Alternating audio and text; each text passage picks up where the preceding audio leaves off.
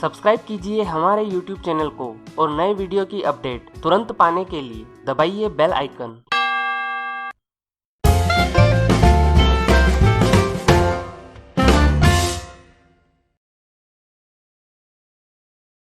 नमस्कार दोस्तों, आज हम बात करेंगे सिमेट्रिकल ट्रायंगल के विषय में।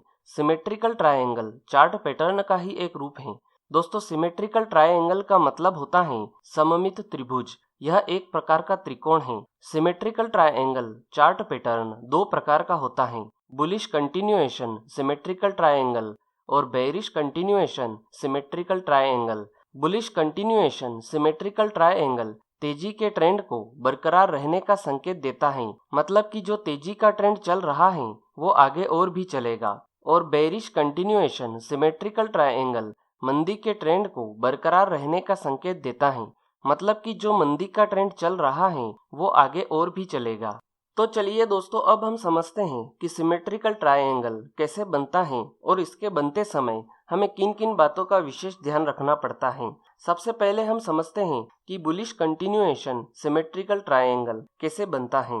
दोस्तों, चार्ट में हम देखते हैं कि बाजार में तेजी का ट्रेंड चल रहा है और बुलिश कंटिन्यूएशन सिमेट्रिकल ट्रायंगल के बनने में यह आवश्यक है कि शुरुआती ट्रेंड अप ट्रेंड हो। इसके बाद बाजार में एक रेसिस्टेंस और एक सपोर्ट बनता है। इसके कुछ समय बाद प्राइस दूसरा रेसिस्टेंस बनाता है, लेकिन यह दूसरा रेसिस्टेंस पहले रेसिस्टेंस की तुलना में लोअर होता है।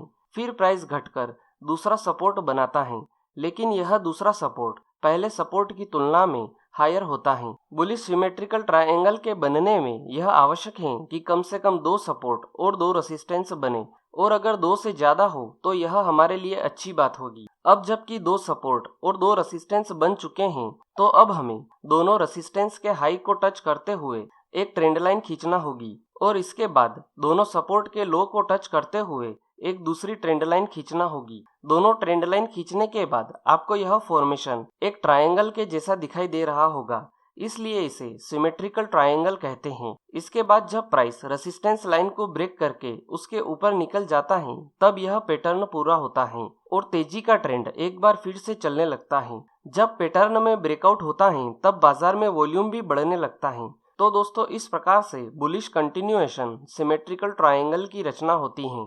तो चलिए दोस्तों, अब हम समझते हैं कि बेयरिश कंटिन्यूएशन सिमेट्रिकल ट्रायंगल कैसे बनता है। दोस्तों, चार्ट में हम देखते हैं कि बाजार में मंदी का ट्रेंड चल रहा है और बेयरिश कंटिन्यूएशन सिमेट्रिकल ट्रायंगल के बनने में यह आवश्यक है कि शुरुआती ट्रेंड डाउन ट्रेंड हो। इसके बाद बाजार में एक सपोर्ट और एक रेजिस्टेंस बनता है। इसके कुछ समय बाद प्राइस दूसरा सपोर्ट बनाता है, लेकिन यह दूसरा सपोर्ट पहले सपोर्ट की तुलना में हायर होता है। फिर प्राइस बढ़कर दूसरा रेसिस्टेंस बनाता है, लेकिन यह दूसरा रेसिस्टेंस पहले रेसिस्टेंस की तुलना में लोअर होता है।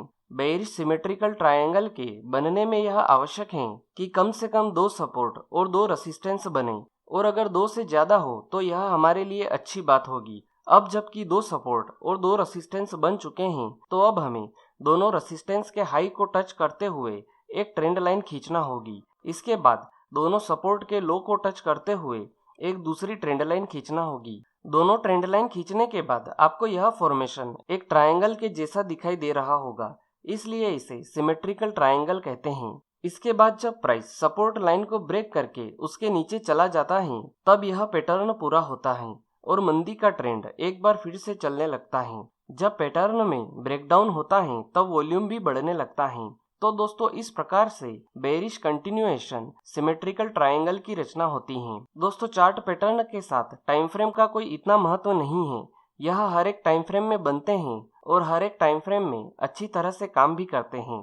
तो चलिए दोस्तों, अब हम समझते हैं कि सिमेट्रिकल ट्रायंगल के साथ हम खरीदी और बिक्वाली कैसे कर सकते हैं। उससे पहले मैं आपको यह बता दूं कि अगर आपने अभी तक रिस्क रिवार्ड रेशियो और स्टॉप लॉस थ्योरी का वीडियो नहीं देखा है, तो आप इन दोनों वीडियो को देख लीजिए, क्योंकि चार्ट पैटर्न के साथ खरीदी और बिक्वाली करने में रिस्क रिवार्ड रेशियो और स्टॉप लॉस थ्योरी का महत्वपूर्ण उपयोग है।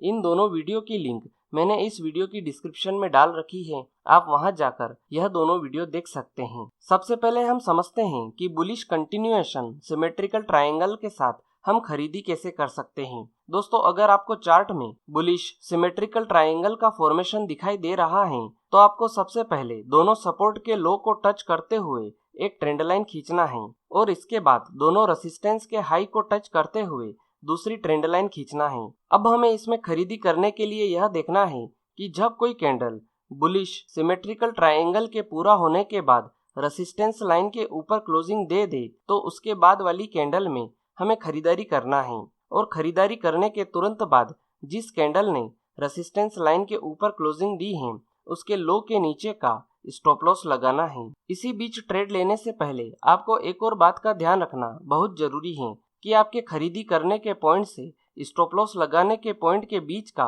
जो डिफरेंस है वो रिस्क रिवार्ड रेशो के 2% के नियम के अनुसार हो तभी आपको ट्रेड लेना है। अगर डिफरेंस 2% के नियम के अनुसार नहीं है तो आपको यह ट्रेड नहीं लेना है। ट्रेड लेने के बाद आपको ट्रेलिंग स्टॉप लॉस का उपयोग करना है। अब इसमें आखिरी पॉइंट यह है कि हमें प्रॉफिट बुक कहां पर करना है। प्रॉफिट बुक करने के लिए आपको यह देखना है कि जहां पर पहला रेसिस्टेंस बना है इसे हम नाम देते हैं पॉइंट ए और जहां पर पहला सपोर्ट बना है इसे हम नाम देते हैं पॉइंट बी।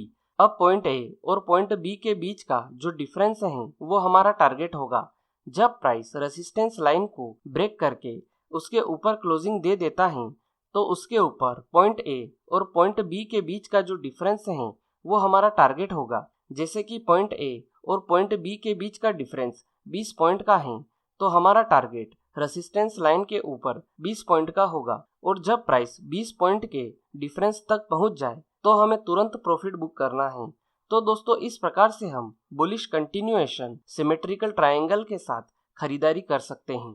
अब हम समझते हैं कि बेरिश कंटिन्यूएशन सिमेट्रिकल ट्रायंगल के साथ हम बिकवाली कैसे कर सकते हैं। दोस्तों अगर आपको चार्ट में बेरिश सिमेट्रिकल ट्रायंगल का फॉर्मेशन दिखाई दे रहा है तो आपको सबसे पहले दोनों सपोर्ट के लो को टच करते हुए एक ट्रेंड लाइन खींचना है और इसके बाद दोनों रेसिस्टेंस के हाई को टच करते हुए एक दूसरी ट्रेंड लाइन खींचना है। अब हमें इसमें बिकवाली करने के लिए यह देखना है कि जब कोई कैंडल बेरिश सिमेट्रिकल ट्रायंगल पूरा होने के बाद सपोर्ट लाइन के नीचे क्लोजिंग दे दे तो उसके बाद वाली कैंडल में हमें बिकवाली करना है और बिकवाली करने के तुरंत बाद जिस कैंडल ने सपोर्ट लाइन के नीचे क्लोजिंग दी है उसके हाई के ऊपर का स्टॉप लॉस लगाना है। इसी बीच ट्रेड लेने से पहले आपको एक और बात का ध्यान रखना बहुत जरूरी है कि आपके बिकवाली करने के पॉइंट से स्टॉप लॉस लगाने के पॉइंट के बीच का जो डिफरेंस है वो रिस्क रिवार्ड रेशो के 2% के नियम के अनुसार हो तभी आपको ट्रेड लेना है। अगर डिफरेंस 2% के नियम के अनुसार नहीं है तो आपको यह ट्रेड नहीं लेना है।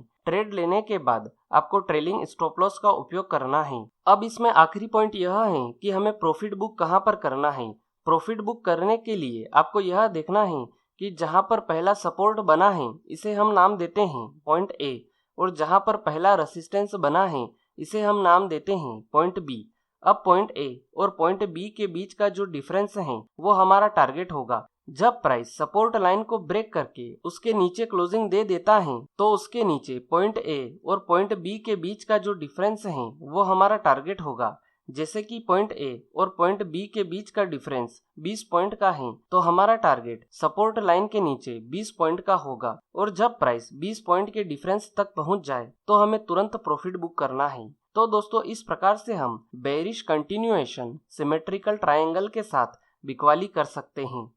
तो चलिए दोस्तों अब हम चार्ट में सिमेट्रिकल ट्रायंगल चार्ट पैटर्न को समझ लेते हैं कि सिमेट्रिकल ट्रायंगल चार्ट पैटर्न के साथ हम खरीदी और बिकवाली कैसे कर सकते हैं। सबसे पहले आप अपने चार्टिंग सॉफ्टवेयर में जाइए और चार्ट को खोल लीजिए। उसके बाद आपको जिस भी टाइम फ्रेम में सिमेट्रिकल ट्रायंगल का फॉर्मेशन दिखाई दे रहा हो आप उस टाइम फ्रेम को खोल लीजिए। जैसा कि मुझे यहाँ पर डेली चार्ट में सिमेट्रिकल ट्रायंगल का फॉर्मेशन दिखाई दे रहा है तो मैंने यहाँ पर डेली चार्ट की टाइम फ्रेम को खोल रखा है। तो सबसे पहले हम समझते हैं कि सिमेट्रिकल ट्रायंगल के साथ हम खरीदारी कैसे कर सकते हैं। खरीदारी करने के लिए सबसे पहले आपको दोनों सपोर्ट के लो को टच करते हुए एक ट्रेंड लाइन खींचनी होगी।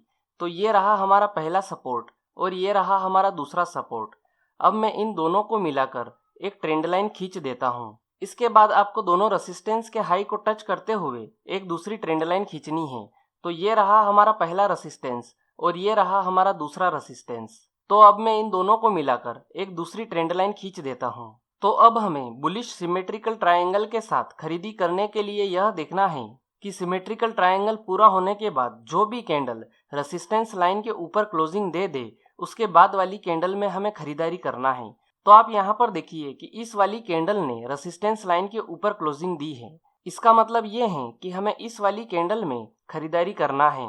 खरीदारी करने के तुरंत बाद जिस कैंडल ने रेसिस्टेंस लाइन के ऊपर क्लोजिंग दी है उसके लो के नीचे का स्टॉप लॉस लगाना है। इसी बीच ट्रेड लेने से पहले आपको रिस्क रिवार्ड रेशो के 2% के नियम का भी ध्यान रखना है। मतलब कि आपके खरीदी करने के पॉइंट से स्टॉप लॉस लगाने के बीच का जो डिफरेंस है वो रिस्क रिवार्ड रेशो के 2% के नियम के अनुसार ही होना चाहिए। इसके बाद आपको ट्रेलिंग स्टॉप लॉस का उपयोग करना है। अब इसमें आखिरी पॉइंट यह है कि हमें प्रॉफिट बुक कहाँ पर करना है। तो प्रॉफिट बुक करने के लिए आपको यह देखना है कि जहाँ पर पहला रेसिस्टेंस बना है वहाँ से लेकर जहाँ पर पहला सपोर्ट बना है इन दोनों के बीच का जो डिफरेंस है वो हमारा टारगेट होगा।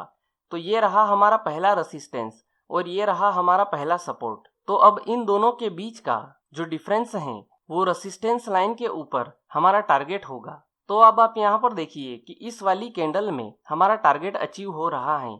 इसका मतलब ये है कि हमें इस वाली कैंडल में प्रॉफिट बुक करना है। तो दोस्तों इस प्रकार से हम सिमेट्रिकल ट्रायंगल के साथ खरीदारी कर सकते हैं। तो चलिए दोस्तों अब हम समझते हैं कि सिमेट्रिकल ट्रायंगल के साथ हम बिकवाली कैसे कर सकते हैं। सिमेट्रिकल ट्रायंगल के साथ बिकवाली करने के लिए आपको यह देखना है कि जो दोनों रेसिस्टेंस हैं उनके हाई को टच करते हुए एक ट्रेंड लाइन खींचनी है। तो ये रहा हमारा पहला रेसिस्टेंस और ये रहा हमारा दूसरा रेसिस्टेंस। अब मैं इन दोनों को टच करते हुए एक ट्रेंड लाइन खींच देता हूँ। इसके बाद दोनों सपोर्ट के लो को टच करते हुए दूसरी ट्रेंड लाइन खींचनी है।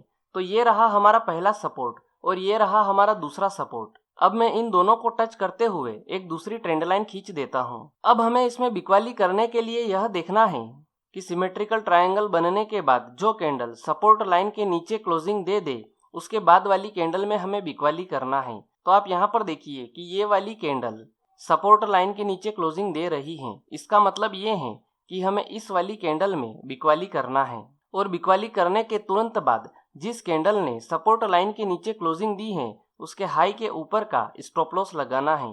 इसका मतलब ये है कि हमें इस कैंडल के हाई के ऊपर का स्टॉप लॉस लगाना है। इसी बीच ट्रेड लेने से पहले आपको रिस्क रिवार्ड रेशो के 2% के नियम का भी ध्यान रखना है। मतलब कि आपके बिकवाली करने के पॉइंट से स्टॉप लॉस लगाने के पॉइंट के बीच का जो डिफरेंस है वो रिस्क रिवार्ड रेशो के 2% के नियम के अनुसार ही होना चाहिए।